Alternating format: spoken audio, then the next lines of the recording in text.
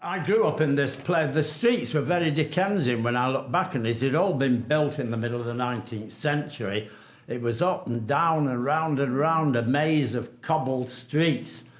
And the horizons were very close horizons, and the people hardly ever went anywhere unless they got a bus. They became well acquainted with the things immediately around them, and I can see that pattern in my own life, that I tend to take what's close at hand.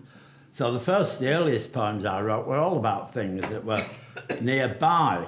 And this poem is a poem, well, a kind of description of the street and the area in which I lived.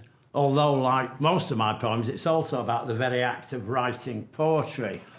One is wondering about what one is doing as one does it. And this one, the area had a number of what you would call vacant lots, which were known as crofts. And on these vacant lots, some of them were where houses had fallen down or been removed, or they were there for whatever reason. People would tip all kinds of rubbish. The area was a real slum by modern American standards.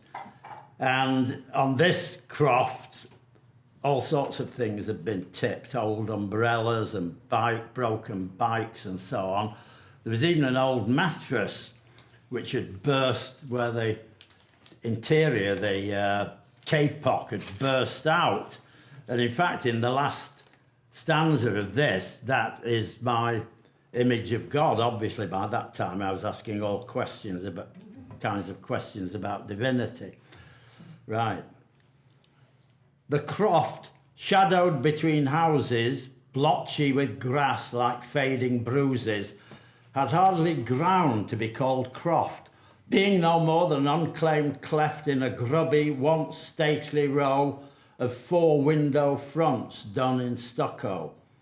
Shut like a world in a glass ball, this is where childhood befell whatever it is that stepped on into my moving imagination.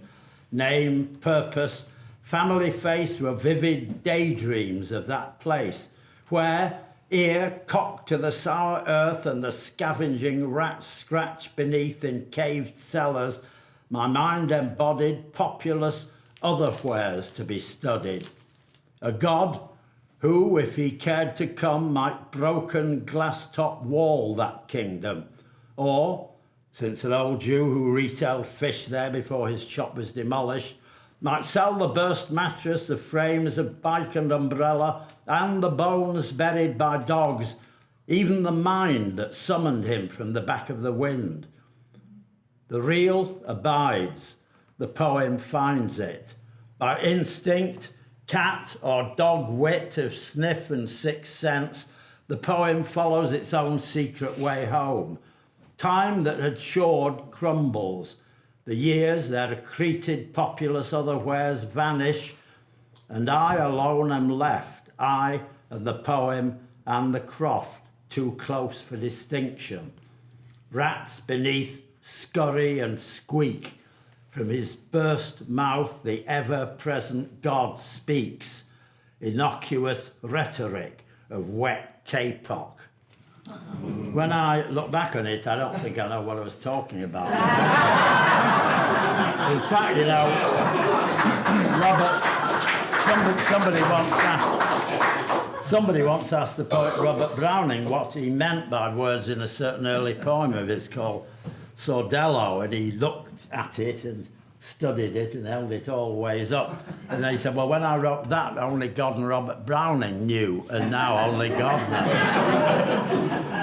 I mean, I actually looked up this afternoon. I thought, I wonder what I meant by summoned him from the back of the wind. So I looked up back of the wind on Google and other places, and I was none the clearer there. Talking about.